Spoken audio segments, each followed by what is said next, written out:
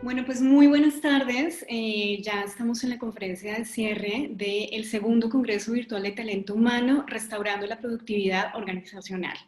Es un gusto con ustedes haber llegado hasta este momento, hasta el día de hoy. Agradecemos su presencia, su permanencia durante pues, toda la mañana, durante la tarde y pues llegar hasta este momento, ¿no? En este momento, o para esta ponencia de cierre, vamos a hablar de la administración de las emociones en la organización post-trauma. Después estamos hablando entonces de cómo empezar a trabajar con las personas que hacen parte de nuestras organizaciones, todos los efectos y los impactos que ocurrieron o que han ocurrido en sus vidas después de pues, lo que sucedió, ¿no? La pandemia. Aunque es una situación que está presente todavía y que de hecho no sabemos cuánto tiempo va la productividad a restaurarse. ¿Sabes qué? Perdóname, Jenny, voy a parar un momento porque no sé, Jenny, ¿estás ahí? Sí, señora. Perdóname, es que sabes que aquí hay un letrero emergente que me está saliendo, ¿Qué que te dice? no, es mío de un programa de, perdón, de Safari. No, tranquila, Estoy pero no te viendo. preocupes. Si tú solamente compartiste la pantalla del PowerPoint, no pasa nada. Ay, bueno, perdón, es que me parecen aparecer estos letreros emergentes y me enloquezco. Perdón, No, perdón. tranquila. Solamente eso y ya vuelvo yo otra vez con mi vida, con todo normal, perdón.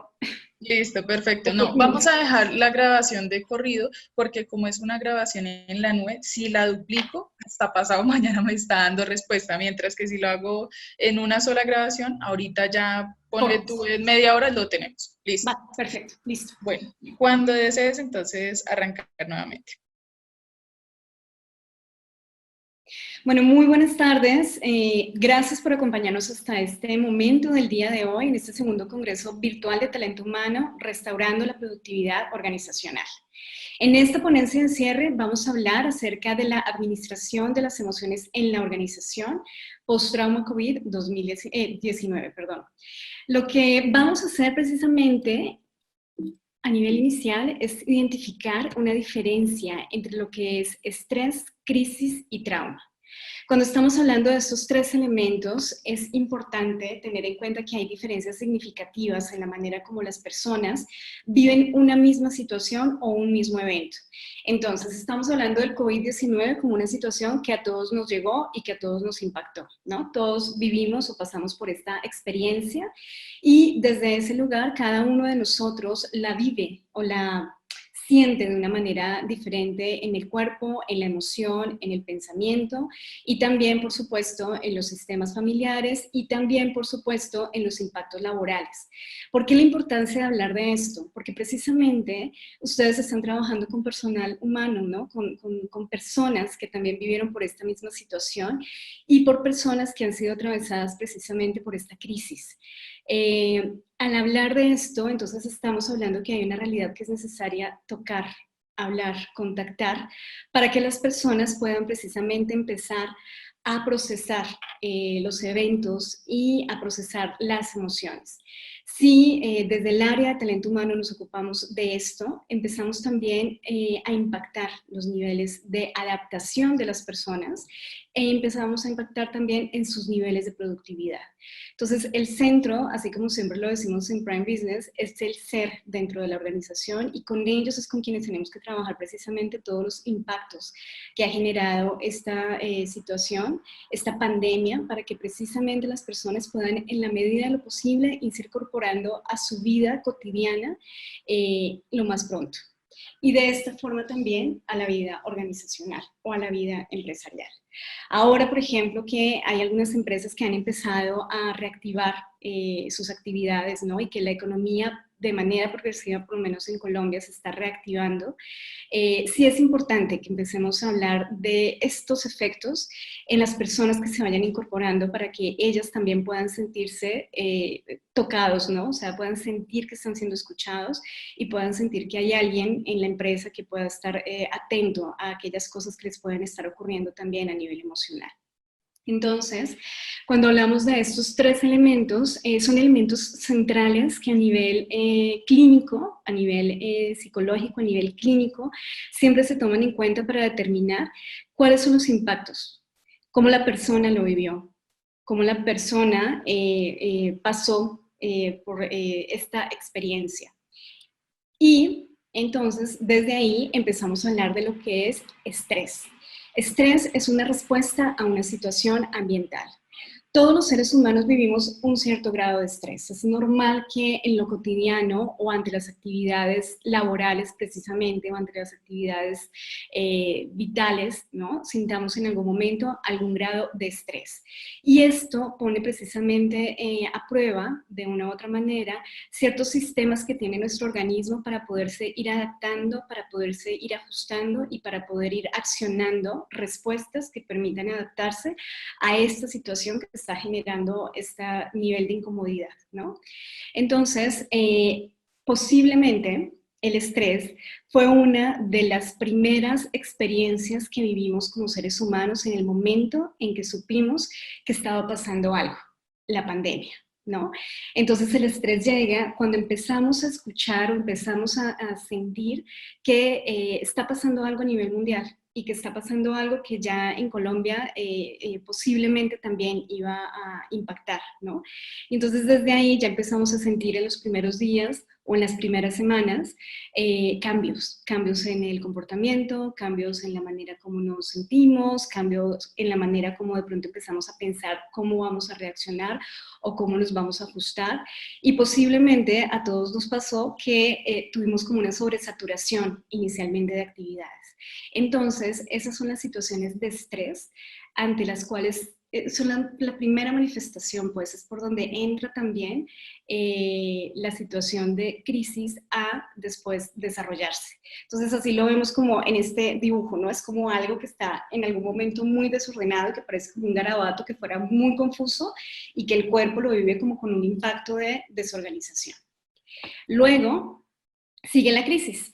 Entonces, ¿la crisis a qué hace referencia? Cuando el estrés ya pasa de un nivel de desacomodo provisional a un nivel en el que a mí me implica empezar a cambiar una estructura, estamos hablando de una situación de crisis. Es decir, nuestro contexto normal o la cotidianidad se nos vio interrumpida, así como lo vemos en esta imagen, ¿no? Hay un equilibrio, hay algo que viene funcionando cotidianamente y entonces viene precisamente el impacto de la llegada del COVID al país, el impacto de la llegada del COVID a nuestra familia, que eso también es muy importante tenerlo en cuenta.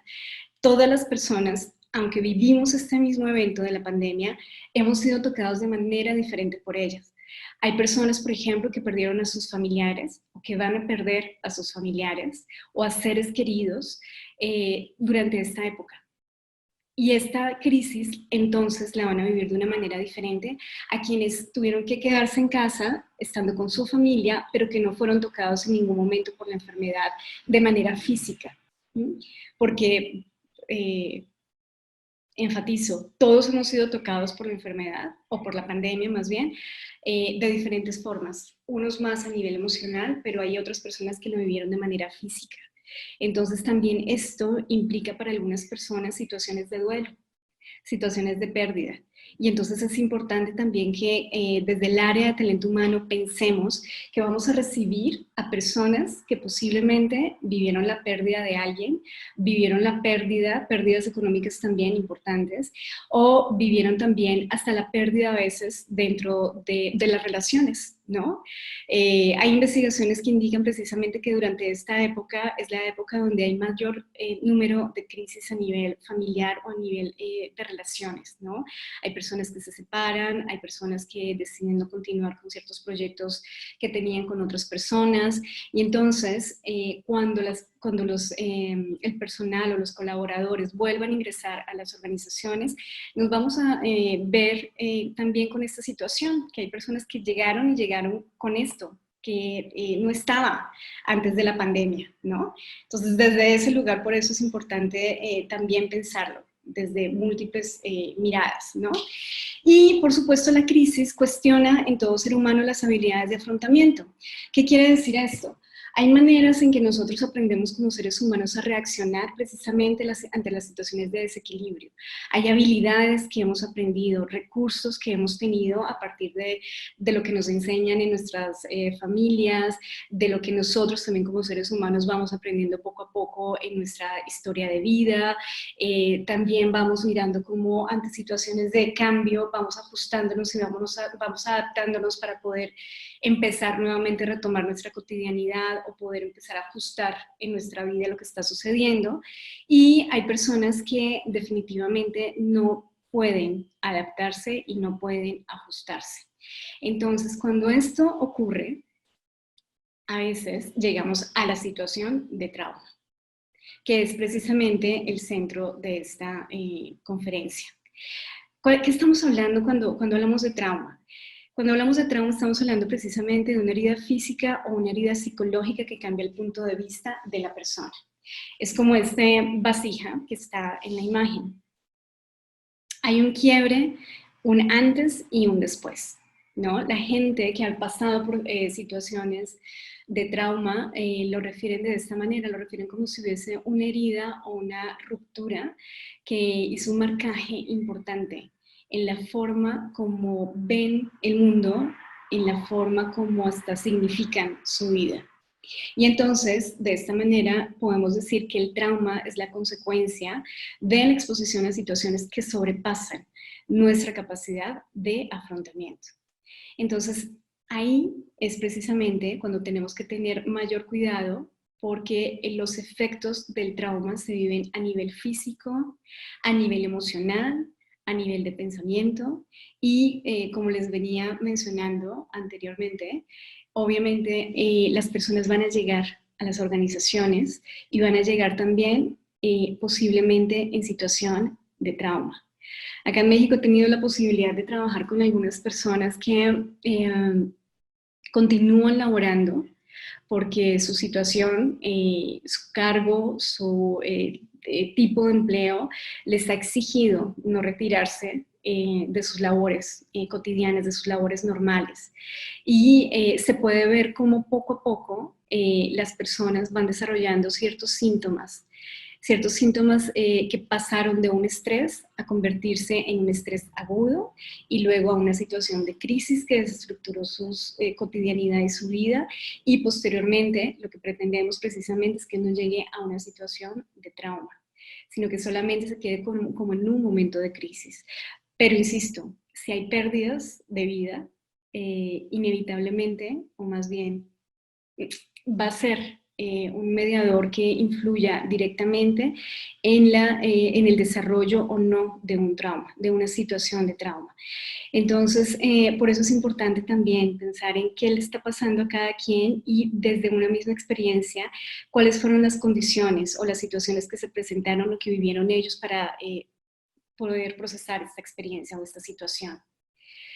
Entonces, Besser van der Kolk es un experto traumatólogo. Él ha trabajado durante muchísimos años con diferentes tipos de eventos que han impactado, ¿no?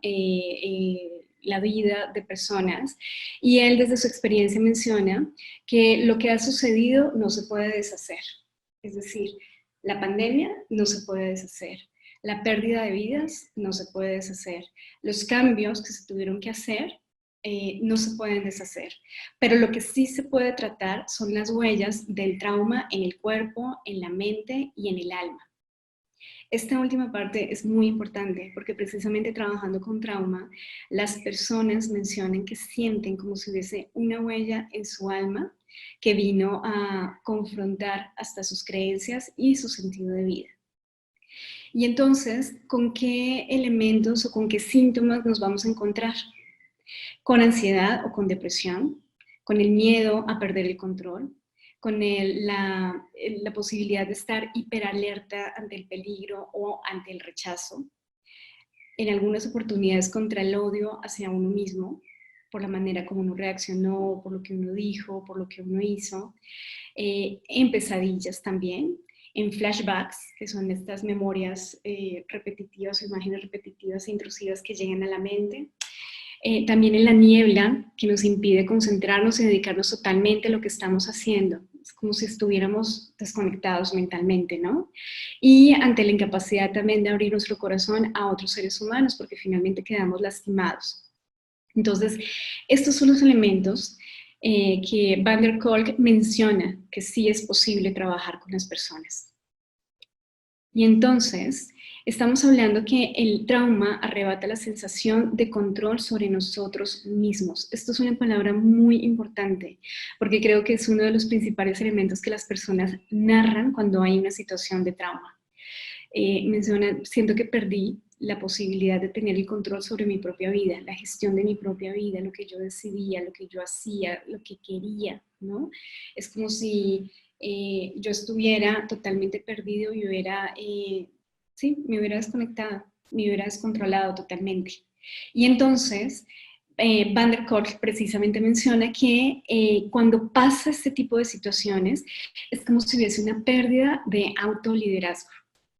Y él lo habla precisamente desde un punto de vista en el que la persona pierde totalmente como su capacidad de poder direccionar y autogestionar sus propios procesos.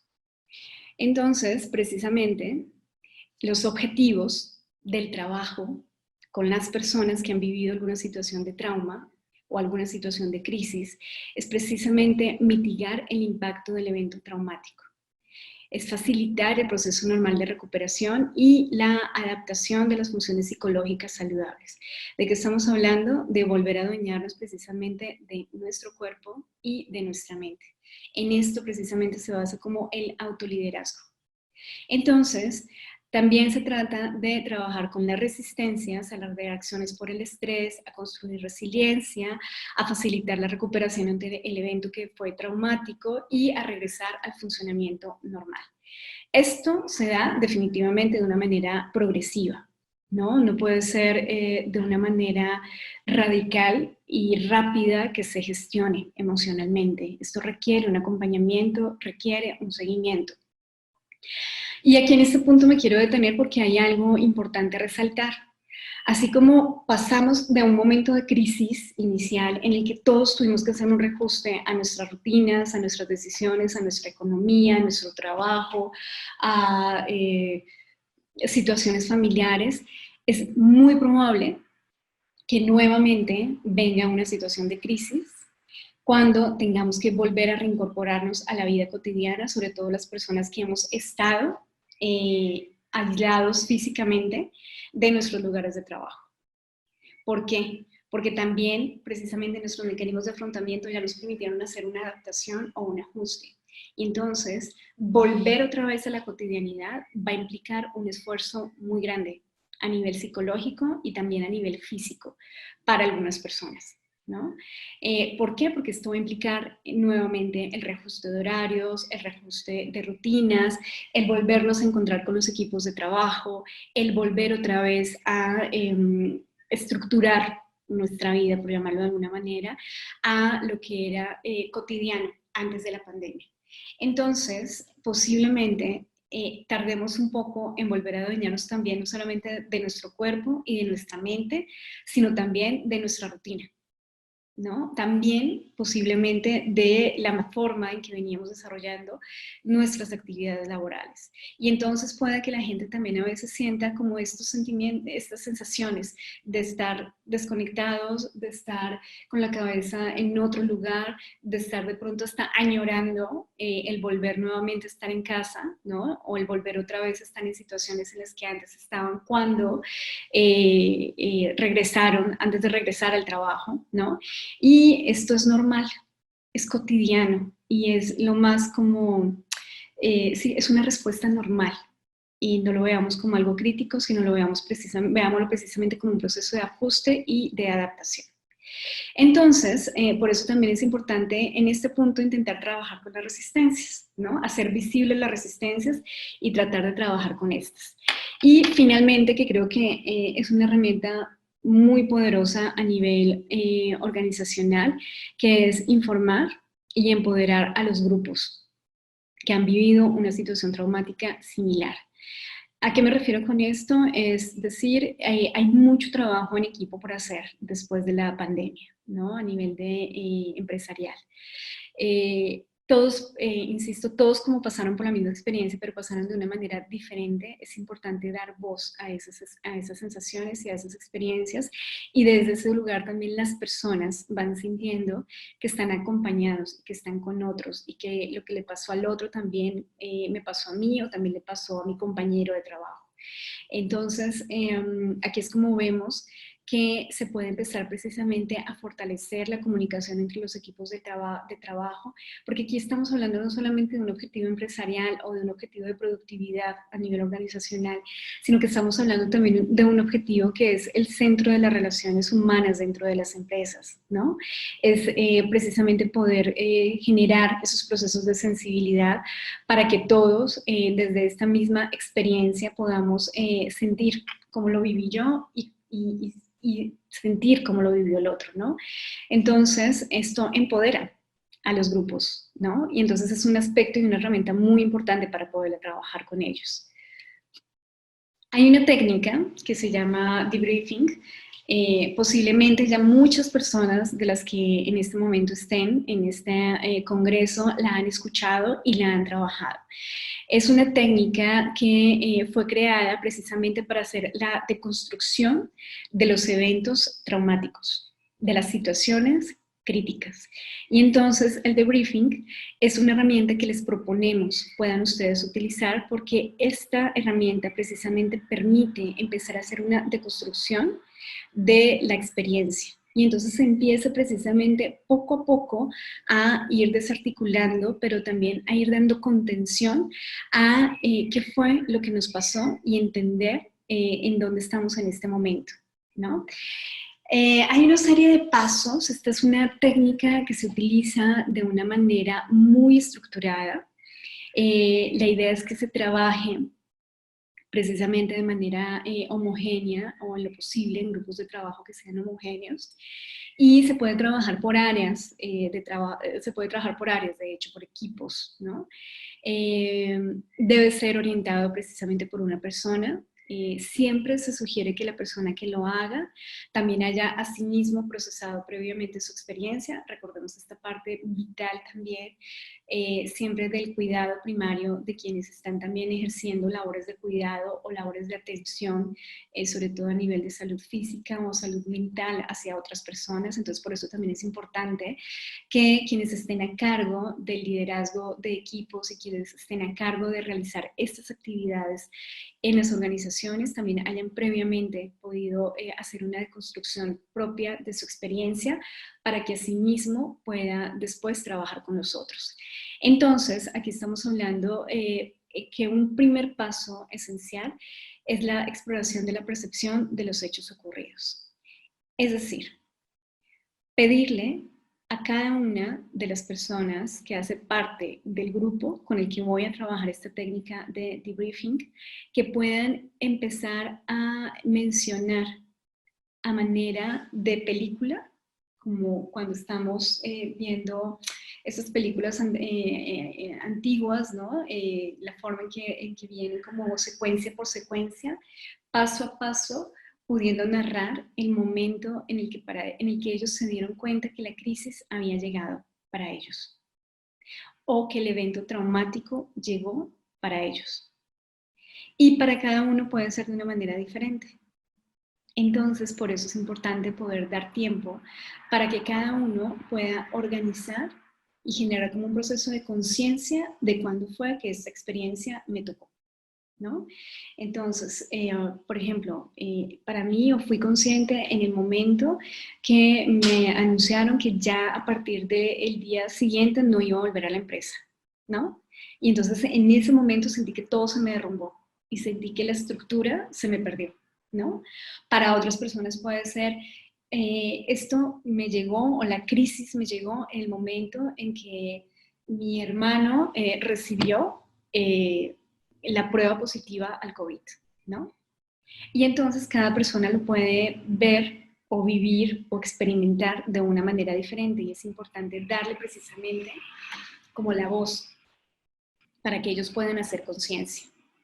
Luego hay un segundo paso que se trabaja en esta misma actividad, que son los pensamientos. Y entonces, ¿Cuál fue tu primer pensamiento? Es la pregunta que se realiza. Y entonces estos pensamientos o identificarlos es lo que nos da paso para transitar de un momento de evento o de primera captura rápida de imagen de qué fue lo que pasó a el sentimiento, ¿no? Y entonces ahí preguntamos, ¿qué pensaste? ¿No? Y entonces el pensar de pronto, yo también me voy a morir o yo también me voy a enfermar, ¿no? Es una de las primeras reacciones que la gente puede tener. O voy a dejar sola a mi familia, o voy a perder mi trabajo. Y al sentimiento, ¿y cómo te sentiste? No, sentí miedo, ¿no? Pueden ser las reacciones más comunes o más cotidianas que pueden estar contactando en ese momento. Entonces, pensamiento y sentimiento van unidos entonces en este paso. El tercer paso son las reacciones. Y aquí hay un aspecto medular, precisamente, porque las reacciones se dan de manera automática. Y acá estamos hablando precisamente en enfocarnos en la conducta manifiesta, en los sentimientos y en la conducta manifiesta en ese momento. Entonces tenemos que ante una misma situación también las personas pueden reaccionar de manera diferente. En este caso me enteré que mi hermano tuvo la prueba positiva al COVID. ¿Cómo reaccionaste? No, me quedé paralizado. O entré en shock, ¿no? Entré en shock y empecé a gritar, empecé a llorar y empecé a acelerarme, ¿no? O salí corriendo, ni siquiera pensé que estaba en cuarentena y que no podía salir de mi casa, sino salí corriendo de mi apartamento porque necesitaba salir, porque necesitaba dirigirme hacia donde él estaba, ¿no? Entonces, este tipo de reacciones son múltiples, son diversas y muchas veces las personas en este punto también, además de miedo, pueden contactar con culpa y pueden contactar con culpa por no haber dado respuesta de la manera esperada. Y entonces, por esto, se pueden empezar a desarrollar también diferentes tipos de síntomas de acuerdo a las reacciones que hayamos tenido. Y vemos entonces que es importante preguntarle a la persona cómo este evento o esta situación de crisis se ha manifestado en la vida cotidiana, en el cuerpo. Entonces mucha gente puede decir, no, yo perdí como que mis ciclos horarios, o perdí mi capacidad de sueño, o perdí, empecé a sentir mayor dolor de cabeza, o empecé a sentir como que mayor estrés y mayor agitación, ¿no? Como que dificultad para respirar, y entonces sentía que los síntomas ya llegaban a mi cuerpo sin yo ni siquiera tener el diagnóstico, ¿no? Entonces ya empezaba yo a toser, a sentir que de pronto iba a tener fiebre. Entonces la gente en este punto ha mencionado que hasta se sienten enfermos, pero enfermos como si el COVID hubiera llegado, pero a nivel mental, más que a nivel físico. Porque ahí dicen que han empezado a experimentar precisamente los síntomas, pero más en su mente que en su cuerpo. Y entonces ahí es donde viene precisamente toda una cantidad de somatizaciones que posiblemente aún llegando y estando en la empresa y reincorporándose a su vida cotidiana, las personas van a experimentar. Luego viene otro paso que es el paso de la psicoeducación, que es precisamente normalizar los síntomas, explicar los hechos, hablar acerca de cómo se maneja el estrés, ¿no? Se debe hablar también del por qué están las personas reunidas, y es precisamente porque a todos nos está atravesando esto y a todos hemos vivido impactos en el cuerpo de una manera diferente. Y entonces la psicoeducación aquí viene a ayudar mucho a las personas para que puedan conocer técnicas de relajación, técnicas de autocontrol, técnicas para poder otra vez sentir que pueden recuperar su estabilidad, ¿no? Su yo, su cotidianidad, su rutina, y entender que también hace parte de una transición, ¿no? Y entonces esto hace que las personas también sientan que tienen un poder de control nuevamente sobre sus vidas, o que entiendan por qué están viviendo lo que están viviendo. Y finalmente tenemos un cierre de esta actividad donde se realiza generalmente una recapitulación, hay unas reflexiones con relación al contexto de lo que se está viviendo, hay unas explicaciones finales, hay unas directivas de acción, se le pide a la persona que también empiece a desarrollar planes de trabajo personal para que también puedan empezar a restaurar, como lo mencionaba, sobre todo su salud, ¿no? Y también hacer unas guías de seguimiento a nivel de talento humano, Esa es una primera como actividad en la que se puede hacer una primera exploración, como un primer diagnóstico de cómo llegan las personas a la empresa. Insisto, manejarla de manera grupal hace que también haya un fortalecimiento de las relaciones y también permite que las personas vayan pudiendo reconocer hasta de pronto síntomas propios en los otros, ¿no? Y que no solamente a ellos les está costando, sino que también a los otros, que no solamente ellos sintieron miedo, sino también los otros. Y entonces esto seguramente también es para las personas encargadas de la dirección del talento humano, importante para darse cuenta en quiénes tienen que centrar mucho más su atención y en quiénes es necesario hacer más seguimiento, ¿no? Personas centrales y personas relevantes a tener en cuenta, aquellas personas sobre quienes veamos que se ha desarrollado de esta experiencia un trauma por pérdidas o porque estuvieron muy cerca también de la enfermedad y esta enfermedad llegó también para hacerles un movimiento tan grande que ellos lo sienten como si fuera una herida o un cambio totalmente de visión, ¿no? Y entonces, de esta manera, vamos a hablar de 3 puntos centrales ya para ir cerrando esta intervención. Y entonces, cuando hablamos de los caminos hacia la restauración de la productividad organizacional, estamos hablando de 3 puntos que, aunque suenen muy sencillos, pueden ser centrales para que los equipos de trabajo vuelvan otra vez a reincorporarse en la cotidianidad. El primero es manejar la hiperactivación. ¿Qué es esto? Personas a quienes les cuesta mucho centrarse y establecer prioridades.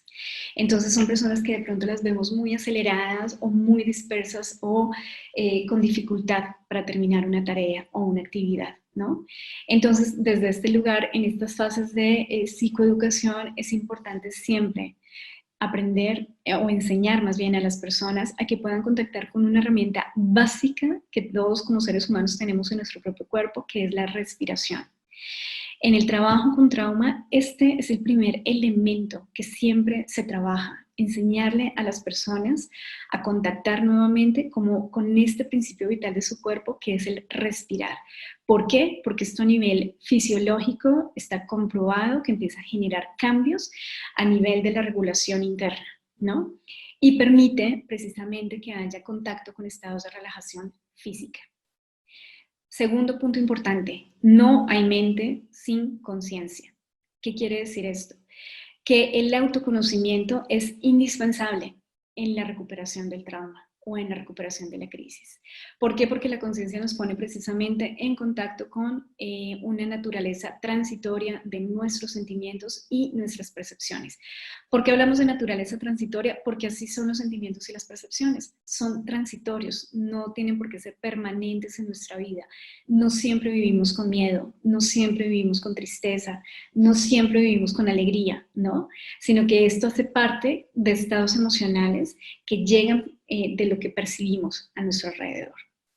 Y entonces por eso también es importante empezar a hacer procesos psicoeducativos y de reconocimiento de las emociones. Hay gente que no sabe, que llega adulta y no sabe aún poner nombre a sus emociones. Y entonces por eso también es central poder hablar de esto, de la conciencia emocional. Y finalmente hablamos de las relaciones. ¿Qué es esto? Tener una buena red de apoyo constituye la red más poderosa contra el trauma, la cura más poderosa contra el trauma. Realizar actividades grupales, compartir experiencias, aprender a sincronizar con los equipos. Está comprobado que es diferente la vivencia y la recuperación del trauma cuando lo hacemos junto con otros. Por eso, la gran herramienta que ustedes tienen con sus equipos de trabajo es esta parte de poder contactarlo con el grupo, desde el poder que nos ofrece el trabajo grupal. Y por supuesto, quiero hacer también una aclaración, si ustedes identifican que hay personas que necesitan también una atención especializada, porque definitivamente esta situación sigue siendo demasiado, o sea, sobrepasa sus capacidades de respuesta, sí es necesario que estas personas hagan un trabajo individual. hagan un trabajo terapéutico individual para que puedan también centrarse nuevamente y para que puedan también ser escuchados en un espacio individual de manera ya muy clara, muy oportuna, muy directa y que se puedan trabajar puntualmente en ella los efectos del trauma. Y así, entonces, tenemos esta imagen con la que quiero cerrar y es precisamente una tradición japonesa en la que se hace un proceso de curación de las vasijas que están heridas, ¿no?